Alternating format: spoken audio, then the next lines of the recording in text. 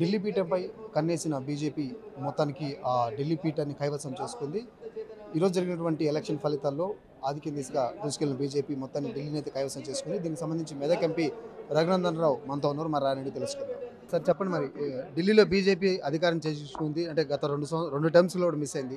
ఈసారి అంటే ఆప్ ఫెయిల్యూర్ వల్ల అంటారా, లేకపోతే బీజేపీ ముందుగా వ్యూహాత్మకంగా వెళ్ళడం మా అంటారా? కార్యకర్తల కష్టం, నరేంద్ర మోడీ గారి వ్యూహం, నరేంద్ర మోడీ గారి మీద ప్రజలు ఉంచినటువంటి విశ్వాసం వెరసి భారతీయ జనతా పార్టీ 2.5 దశాబ్దాల తర్వాత ఢిల్లీలో అధికారంలోకి వచ్చింది. సార్, ఏపీ సీఎం చంద్రబాబు ఢిల్లీలో ప్రచారం చేయడం మీకు ఏమైనా కలిసి వచ్చింది అనుకుంటున్నారు?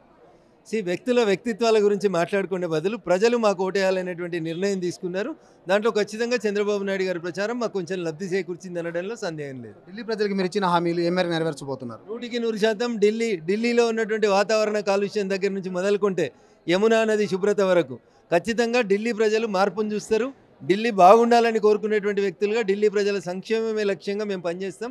ఖచ్చితంగా definitely you will see the change in the Delhi also. So next BJP target ఏంటి సార్? తెలంగాణ లేకపోతే మొత్తం సౌత్ సైడ్ వెళ్ళిపోతుంది? గెలవాలనే లక్ష్యంగానే భారతీయ జనతా పార్టీ పనిచేస్తుంది తప్ప దాంట్లో ఇదేంది అదేంది ఏమి ఉండదు. దాంట్లో తెలంగాణ కూడా మా లక్ష్యంలో ఒక అడుగు దూరంలో ఉంది. ఖచ్చితంగా అడుగును కూడా చేరుకుంటాం. Thank you sir. Thank you.